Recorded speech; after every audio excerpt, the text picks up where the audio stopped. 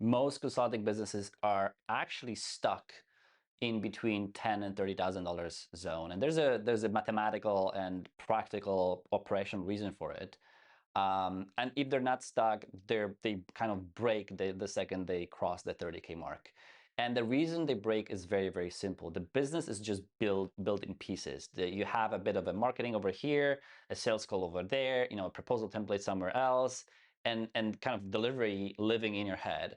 And if you kind of random referrals coming in when clients are happy, and every few months one part of that business kind of breaks and is screaming for attention, and your pipeline gets quiet, then this is where you fix your marketing. When your delivery gets messy, this is where you stop all marketing and go and fix delivery. When sales calls kind of feel weak, then you rewrite the offer, you hire a sales coach.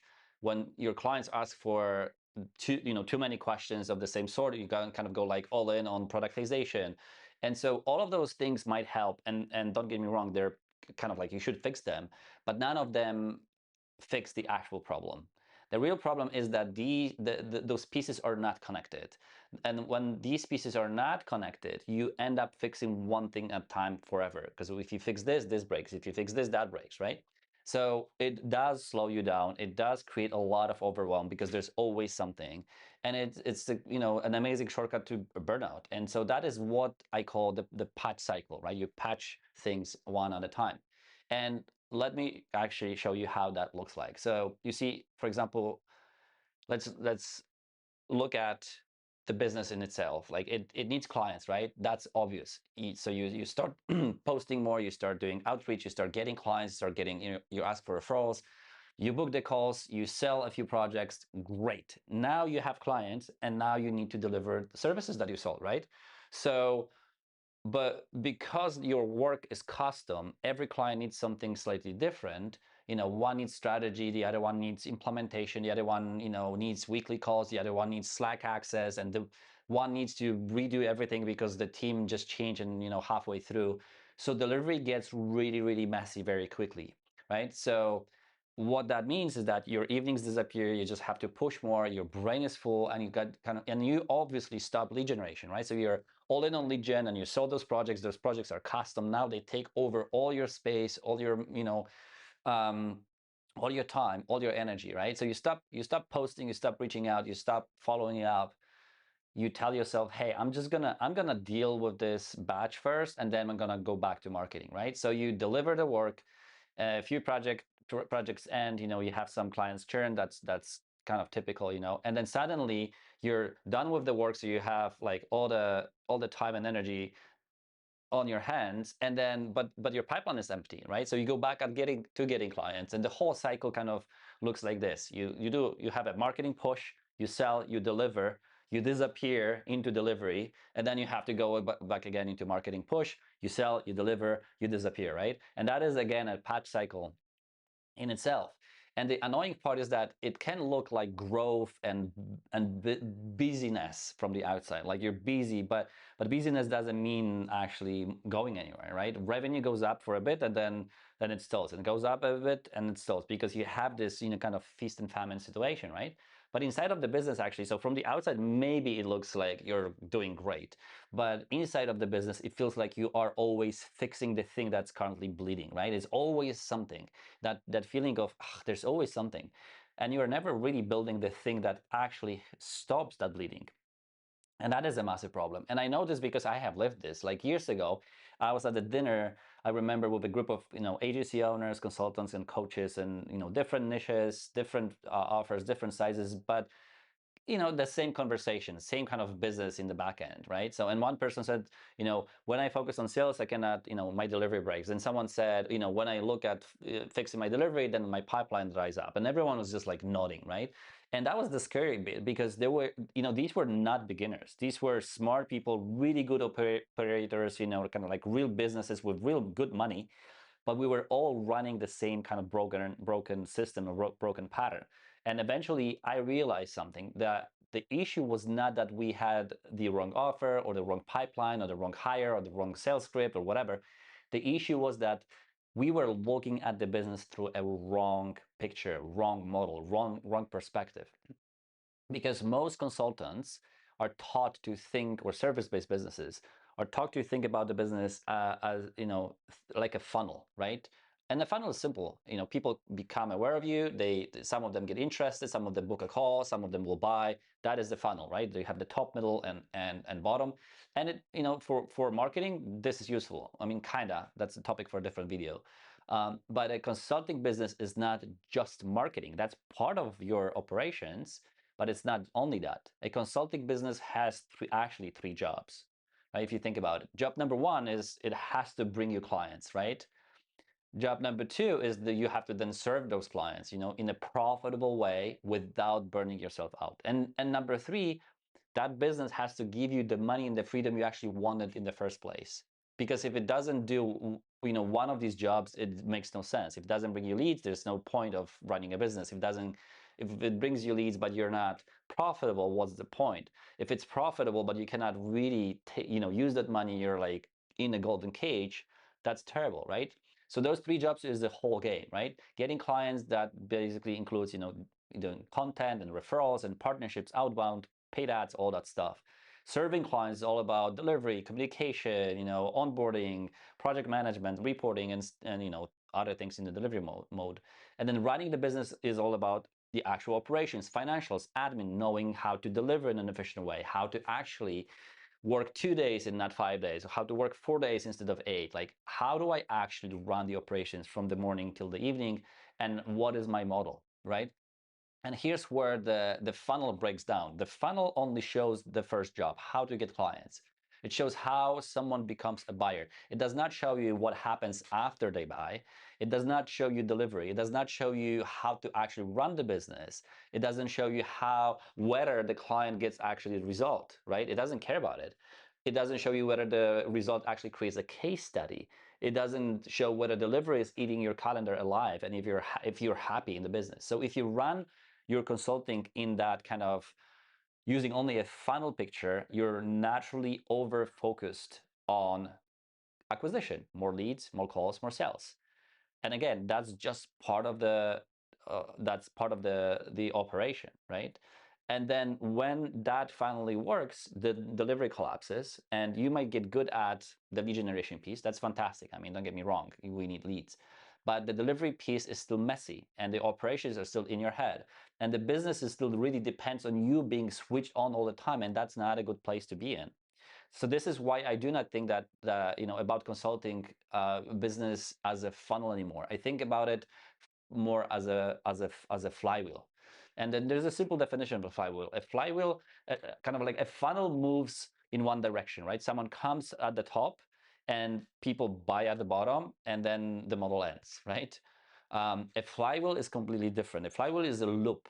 Each piece feeds in the next piece, and then the last piece feeds back into the first, and it speeds up a kind of rotation of that flywheel. This is what makes it compound. So instead of asking like, how do I get more leads? The better question is, what machine gets me clients, serves them, runs the business, and then turns the work we do into fuel for the next round, so I don't have to reinvent the stuff all the time. And so that is the consulting flywheel. That's what I call the consulting flywheel. Think of it like a machine with cogs in it, right? Each cog has a job. Each cog affects the other one. And when that machine is built properly, you are not guessing what to fix every week. You know what each part does, and you know where the bottleneck is, and you know how to improve, what to improve next, and you know how the pieces all connect together and kind of interact, right? So you not only get new clients, but you know how to serve them, and you know how to run the business of getting them and serving them from an operational point of view. So let's look at the actual flywheel. A consulting flywheel has 6 pieces. There's a method, lead generation, qualification, nurturing, offers and sales, and delivery, right? And I'm gonna walk you through each one in kind of plain English, as simple as possible, using my own business as an example. And I want you to notice something as we go, okay? The method is not just one piece of the flywheel. It's the first step, but it's not just one piece of it. The method is the engine. and I'll explain what the method is in just a second. It's the starting point. It's something that it's like a key to in your car, right? You put it in and you press start, whatever, and it starts the whole thing, right? And then it allows the flywheel to start spinning, and then it speeds up as you go. Everything else runs from the methodology or the method, right? Your lead generation should teach the method. Your qualification should diagnose against the method. Your nurture should build belief in the method. Your offer should package the method, and your delivery should apply the method. And every client then results should make the method sharper because you improve the methodology as well. That is what makes the flywheel work. Piece one is the method, and let's break this down. Like this is the big one.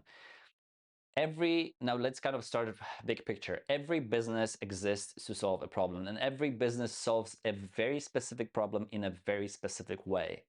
That specific way is the method, is your method, is your IP, right? That is what separates one business from the other. We have multiple businesses serving the same market and solving the same problem, but they're going to be doing that in a different way. They have different methods of achieving that result, right? So for consultant, this is actually and usually the most valuable thing we have. It's our experience, it's our pattern recognition, it's our IP, it's our way of seeing the problem and fixing the problems, our way of getting the client from where they are now to where they want to be. But most consultants never really package the method. They just do the work. They just jump on calls, they listen to the client, they diagnose in their head because they're good at what they do. They give advice, they build a plan, they solve the problem, and because they're smart, it just works. You just show up and it works. It works again. But here's why this is an issue. If everything is in your head and depends on you, it's a massive variable. It's not scalable, it cannot be productized, it cannot be delegated. And from the marketing and sales perspective, it's to the outside world, it's also very vague because the buyer cannot really see what they're buying. They cannot see the method. So the sales and kind of big sales, if you do sales calls, they become harder because the client is buying your confidence, and then they're buying, they're not buying a clear path. Delivery kind of becomes harder too because all the work lives in your head. Content becomes harder because you're always asking like, what should I talk about today? There's so many topics I can talk about. And scaling becomes harder as well because nobody else can help deliver what only you understand. And that is why the method has to come first. Your method is the engine of the flywheel. It answers like, what problem do we solve? How do we solve it? What has to happen first? What has to happen next? What do we look at? How do we look at it? What do we fix? What sequence creates the result? What do we believe that is different from everyone else? And in my business, I do not just kind of help consultants grow. That is too vague, obviously, positioning issue. I help consultants fix their business across three core areas: leads, sales, and delivery. Those are the three pillars, right? And under those three pillars, there are dials I look at. So I look at positioning, I look at demand generation, I look at offer design, I look at the sales process, I look at the delivery that's productized, and I look at business operations, right? And that is my method. I have those three main pillars, and I have 6 dials, 2 dials per each pillar. And what it gives me a way to diagnose the business when I get on a call with a client. It gives me a way to explain the problem to them. It gives me a way to deliver the work because everything I do is kind of compared against that method, right? And critically, it gives the buyer something to believe in because they do not buy advice. They buy a path. They buy a solution. They buy a product, something that's packaged, and they buy a way through the problem that kind of it makes sense to them. And so that is the method. And once the method is clear, every other piece of the flywheel gets easier. So let's look at the second piece, which is lead generation. In my case, my main lead generation channel is just organic content.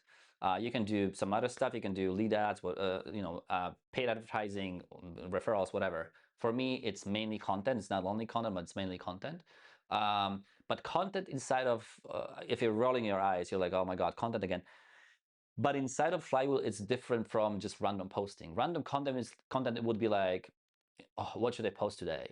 What is trending? What will get engagement? What story can I tell? That might get attention, but attention is not the same as demand, where I don't really care about attention. I don't care about going viral.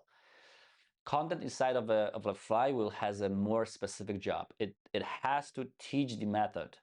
It introduces the buyer to the way you see their problem. It gives them language for what is broken so they can actually name it.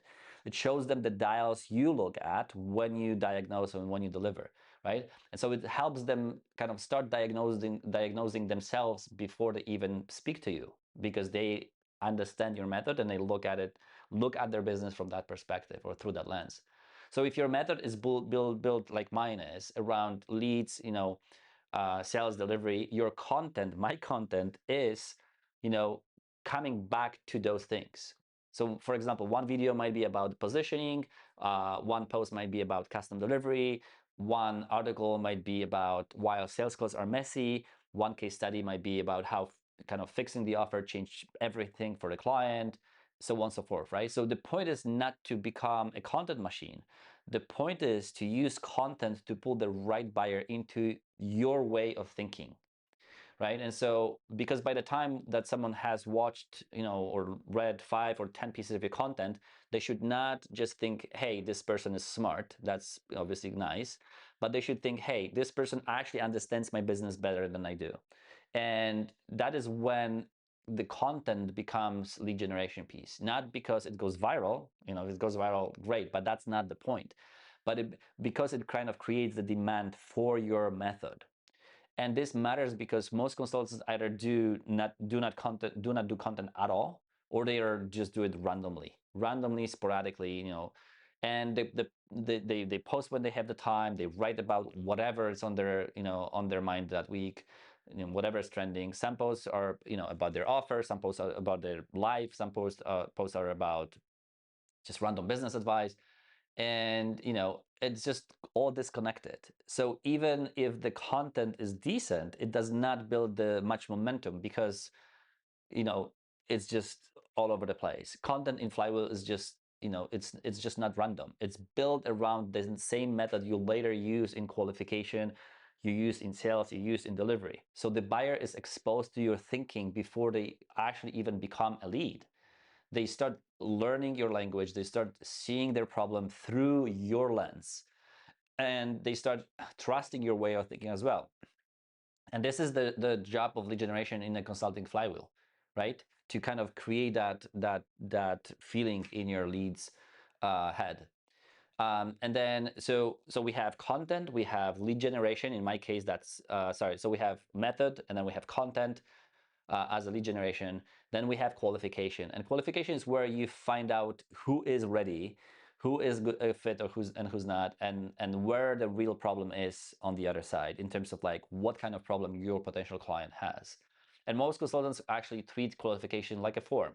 They'll ask for name, they ask for email, they ask for company size, revenue, what do you need help with. It's fine to have that information, but that is just kind of shallow qualification. It doesn't really tell you anything about the business. A stronger qualification is where you actually build it around your method. Instead of just asking, hey, do you want help? You ask them to look at their business through your model. So for example, my method looks at leads, sales, and delivery, right? So my qualification helps the prospects score themselves against those 3 areas. How strong is your positioning? How consistent is your demand generation? How clear is your offer? How clean is your sales process? How repeatable is delivery? How solid are your operations? And so now something really, really useful happens.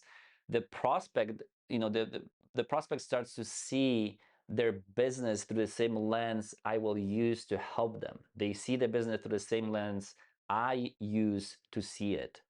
And they're not just filling out the form, they're actually diagnosing themselves. They conduct a self-diagnostic.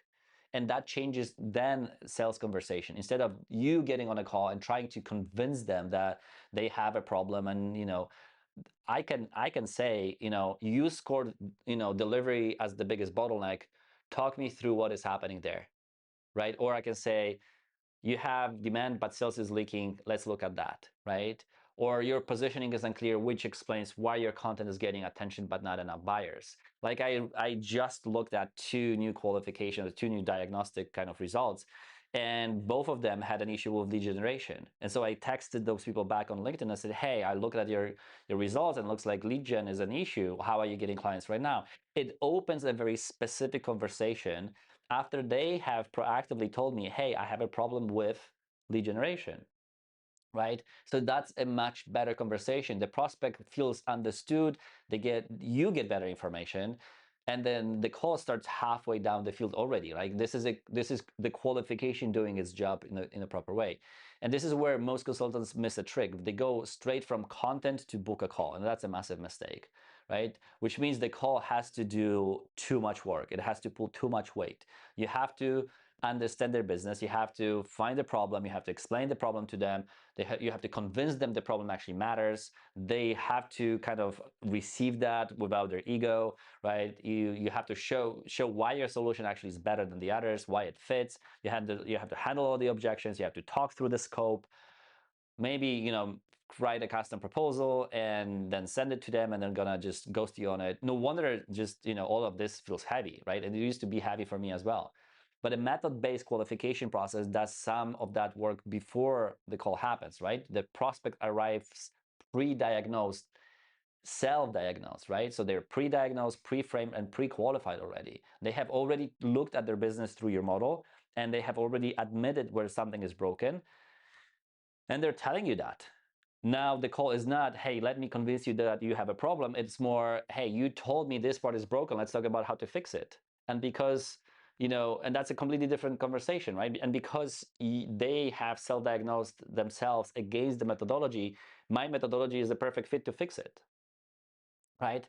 So that's the next step. The next one after is nurturing, right? Because not everyone who finds you is ready to buy right now, right? Even after qualification, even after all that. Some people just need more time. They need more proof. They need, to feel the pain more clearly, maybe. They might need to kind of see you from different angles. They might be interested, but maybe just timing is off, budget is not there, right? Nurture is what happens between your first interest and the buying decision, right? So for me, that is, email, YouTube, podcast, follow up, retargeting, all that stuff, right? But the channel is not the point. The job is the point. And nurture really depends the belief in the method, right? That means you do not introduce a totally different model every week. You do not send them random emails. You do not send them random YouTube videos. Again, you are keeping them within the same methodology kind of environment. You keep talking to them about the same stuff in terms of, the points. You taking them deeper into the same way of thinking that they kind of started when they started looking at your content in the beginning. If your method has 6 dials like mine does, nurture teaches those 6 dials. If your qualification process show them a weak spot, nurture helps them understand that weak spot better and how to fix it, right? And so if they're not ready to buy right now, nurture will keep showing them the way, why the problem matters and why your path makes the most sense to fix it. So someone might take, the diagnostic and realize their offer is weak, and then they get an email about why vague offer creates a long-term cycle, and then they watch a video about productized consulting offers, and then they read a case study about how, a consultant who actually stopped selling custom projects. Each touch point, each of those touch points builds a belief, and not just in you, but in the method and in the way of thinking and why this result makes sense. And that is key, because when the buyer believes in the method, the offer becomes easier to buy, and it's easier to sell from your perspective. And this is why random nurture is just weak.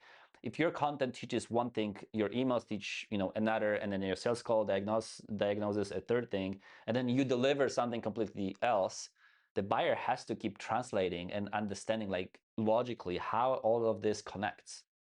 Confused mind doesn't buy. It feels messy. It feels like there's no kind of through line. There's no common denominator. But when your nurture keeps reinforcing the same methodology, then the trust compounds, and the buyer starts thinking, I understand this model. I can see where I'm stuck. I can see why this matters. I can see why this person's solution makes so much sense to me. And it starts resonating with them, right? That is what good nurture does, right?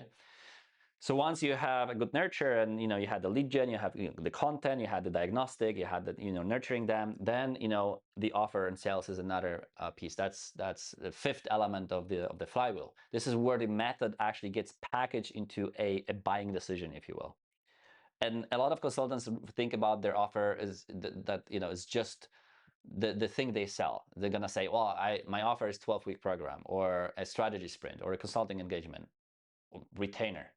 But that is only the product. The offer is bigger than the product. The offer is the full reason to buy, is the wrapper around the product.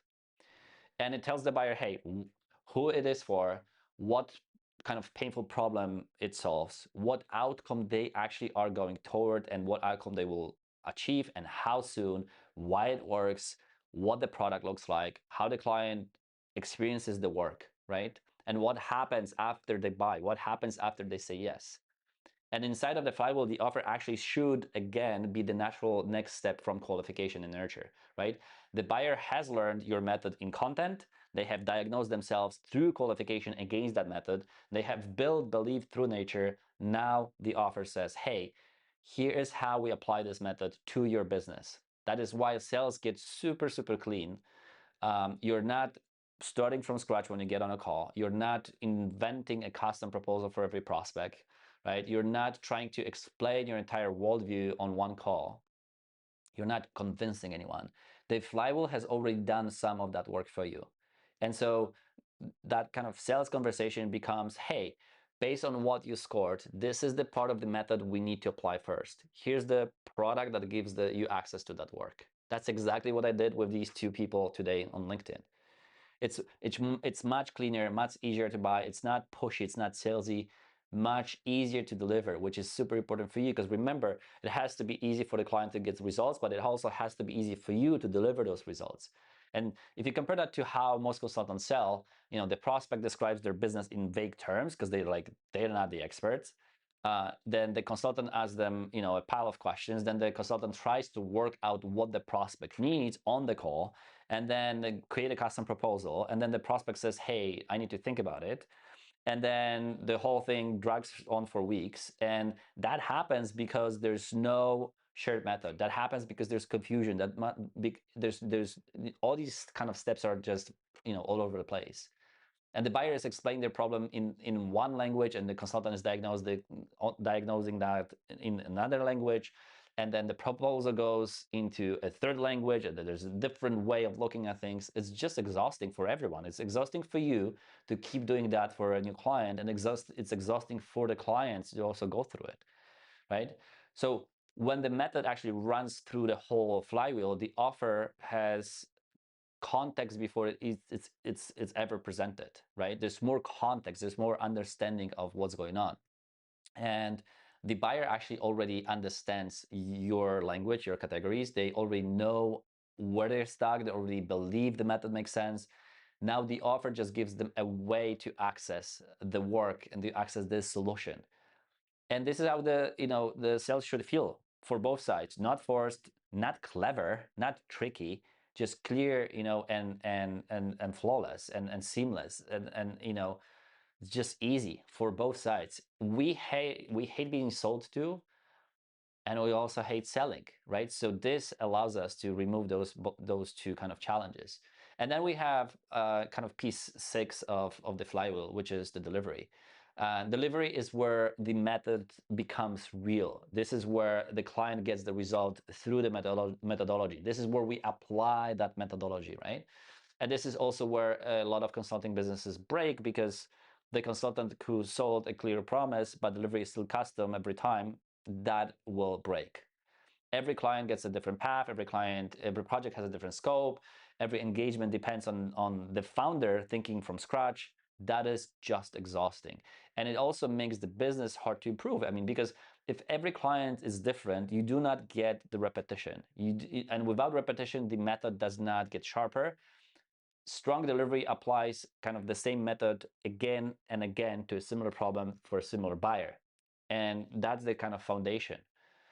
That does not mean every client gets identical work. It just means the work has a repeatable spine, repeatable pieces. There's kind of same core stages, same diagnostic lens, same checkpoints, same kind of definition of progress, same way of knowing what to fix next. That's how you get better as an operator, as a delivery person. You start seeing the same patterns. You know where clients usually get stuck. You know which assets need to be built. You know which questions come up every time. You know which kind of parts can be templated, which parts need judgment. This is how delivery improves. And when your delivery improves, the whole flywheel improves as well, because clients get results better and faster, and those results become case studies. When clients have questions, those questions become content. When your clients have objections, those objections become better nurture. When delivery patterns kind of become better qualification questions as well, right? So the methodology, your method gets sharper, your content gets sharper, the offer gets sharper, the next client gets a better experience. And this is kind of the loop. This is where the flywheel really starts compounding. In a funnel, delivery is the end. Someone buys, you serve them, done. In a flywheel, delivery is not the end. Delivery creates the fuel for the next time, next round, next spin. A client, results become the proof. The repeated problem that client has, that becomes a content topic again.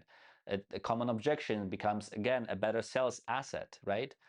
A pattern you see across 5 clients becomes this new diagnostic question. And then if you get, for example, a testimonial, that becomes a trust for the next buyer to understand why this methodology works, right? So the work you do this month helps create the demand you get the next month. And that's what most consulting businesses are missing. They're doing the work, but the work kind of evaporates. It's just, we did an amazing project, and then poof, that's done, and we have to kind of start from scratch. And like I said in the beginning, you get a client and you deliver, and because nothing compounds, you start from scratch. The push, the marketing push, the sales, delivery, the disappearance, all that patching cycle, that's a terrible moment. So when you get results in a flywheel, where the clients get a result in a flywheel, the results do feed the machine back, right? So we want to escape a moment where you keep answering the same client question again and again, and if you do get answered those same questions and again, you want to use them as content so that it kind of feeds back into the whole machine, right? Because otherwise it's just a wasted fuel if you just if everything evaporates. So a proper flywheel actually captures that fuel and puts it back into the business, right? It's like a hybrid car. So let's pull the whole thing together, because I know I've been talking for a bit now. The method is the engine. Lead generation teaches the method. Qualification diagnoses against the method. Then nurture builds belief in the method, around the method. And then offers and sales actually package the method into something that someone can buy. Delivery applies the method, right? So, and then delivery improves the method so it gets sharper, better, and more efficient. And then the improved method makes the next rotation stronger, faster, right? And this is what I call a consulting flywheel. It's not a pile of tactics. It's not a pile of just random disconnected elements. On its own, those elements make a lot of sense, but again, it has to be a proper system. So it's not a pile of tactics. It's not a funnel with delivery just bolted at the end. It's a business built around one clear way of solving one painful problem for one specific buyer. And this is also why growth does not happen in a straight line, by the way. A lot of consultants think the goal is to keep pushing, right? So just one more thing about this. More leads, more sales, more clients, more revenue. But in consulting, a straight line growth very often breaks the business, because every jump in demand creates a pressure on delivery. It creates pressure on operations. And every jump in delivery creates pressure, on you as the operator, right? So the better pattern actually is push, plateau. It's a PP system. Push, plateau, push, plateau, push, plateau. So you push for clients, you sell a few, then you slow down strategically long enough to make sure that delivery on that level can handle the new volume. So you clean up the onboarding, you improve the templates, you document the process, you fix any bottlenecks that you can see, you update your diagnostic, you sharpen the offer, you do all these things, and then you push again. In this case, the plateau is not failure, it's preparation. It's done by design. The mistake is selling actually the next level before the business can serve that level you just sold. This is how consultants end up with more revenue and less life. More clients, less margin, more complexity, less freedom, which is the opposite of why most people actually started consulting businesses in the first place, right? So if you're watching this and trying to apply this, start simple. Do not ask, how do I get more leads? Not first. Ask, what is my method? Can you explain the problem you solve? Can you explain how you solve it? Can you show the sequence? Can you name the dials, the pillars? Can you use that same method in content? Can you qualify prospects against it? Can you nurture people deeper into it? Can you package that into the offer? Can you actually deliver that in a repeatable way? If the answer is no, then that is where your work actually starts, right? Then draw your flywheel. Your method is first in lead generation, qualification, nurturing, offers and sales, and delivery, right? Then what I would like you to do is actually score each piece from 1 to 5. 1 means it's random, inconsistent, or kind of living in your head, right? Needs a lot of improvement. And 5 means it's clear, repeatable, connected to the next piece. And so you do that. So you do a quick scoring and then look for the weakest connection. Not just the weakest piece, but weakest connection. Does your method actually show up in your content? Does your lead generation send people into qualification step? Does your qualification diagnose against your method? Does nurture actually build belief in what the qualification revealed? Right? Does the offer package the method in a clear way? Does it deliver up? Does your delivery apply the same methodology you sold? Or is it custom? Does delivery create the proof and content and better questions for the next round around? That's where the bottleneck usually is.